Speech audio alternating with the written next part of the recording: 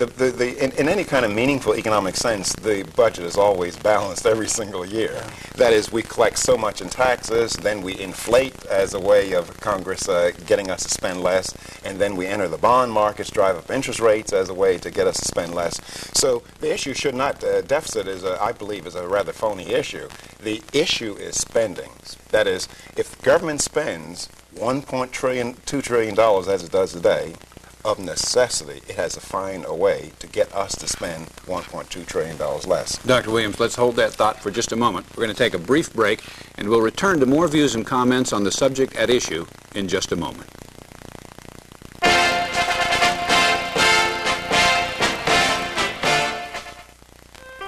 Throughout this series of programs, you will see ideas examined that affect every part of your life.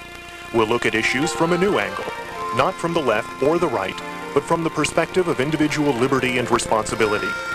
We believe our founding fathers were right.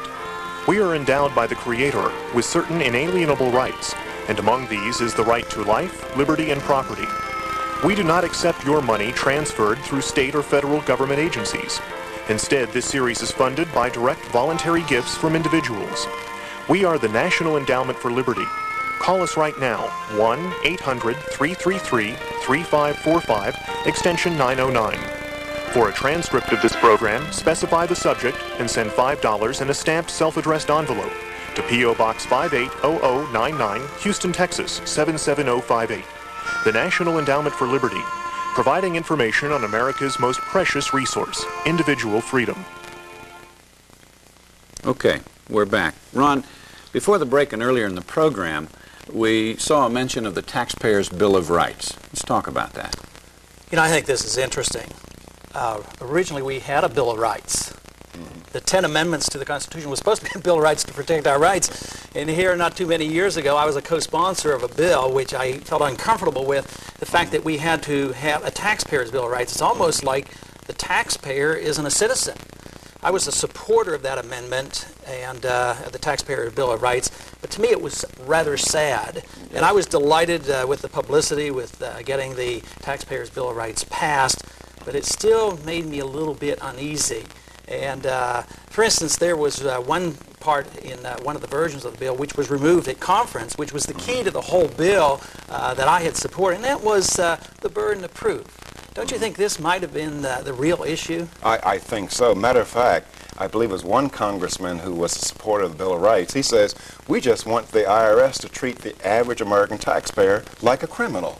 That is, give him the same rights that a criminal has. That is, give him Miranda warnings, that whatever he says is going to be held against him in the court of law, and require evidence and put the burden of proof on the state. That is many American taxpayers, when they come before the IRS, they're not treated as well as murderers, robbers, and thugs, and all those evil people in our society. And I think that if we have something in there, as the congressman said, to get the IRS to treat us at least as well as criminals are treated, I think that will be a great step in the right direction. You know, the other thing that has concerned me about the IRS is the confiscation of property.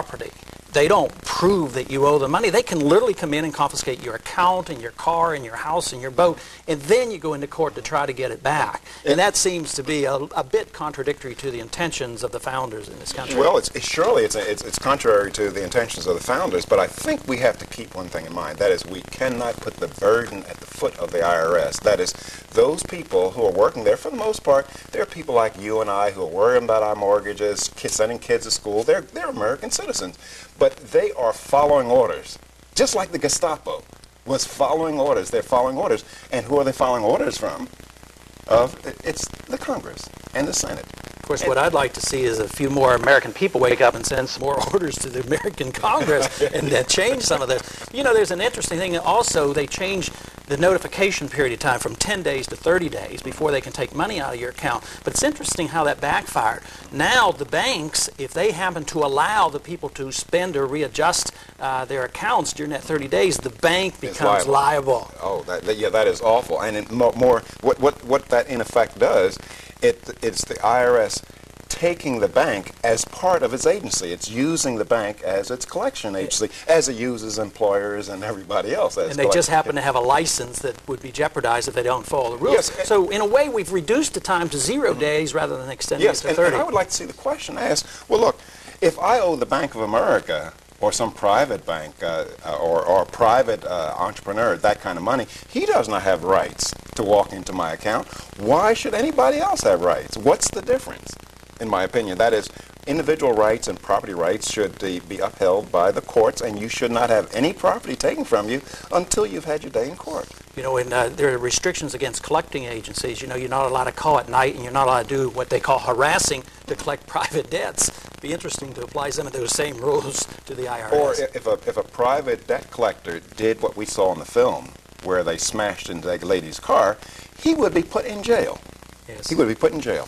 There's no doubt. I think things are turned upside down. The government now is the instrument of ruthless tactics, and the people are the victims. And it was supposed to be the other way around. The government was supposed to be protecting the citizens from becoming victims. But this was anticipated by Thomas Jefferson, and Thomas Jefferson said that the general tendency of things is for government to gain ground and for liberty to yield.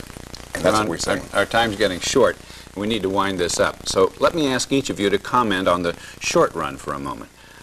Walt, what's the next step? What's the first thing we ought to do to improve life for us as taxpayers? Well, it's not a short step. We need to demand more moral government. That is, we need to demand that government get out of the business of confiscating the property of one American and giving it to another American to whom it does not belong. And we would find that we need a less abusive tax system. And Ron, your view? Well, I think the first thing we ought to do is remove that slogan from the IRS building that says that taxes is what we pay for a civilized society. Sometimes I think it's exactly the opposite. I think we have to wake the American people up and let them know that taxes is what is confiscated from one group of people to be used by another group, and it's a form of theft. And as soon as the American people realize that, I think we'll get back to a sensible approach to government. Well, that's where we'll have to leave it. On behalf of Ron Paul, I want to thank Walter Williams for being with us, and I want to thank you for watching. We'll be back next week with another vital topic at issue.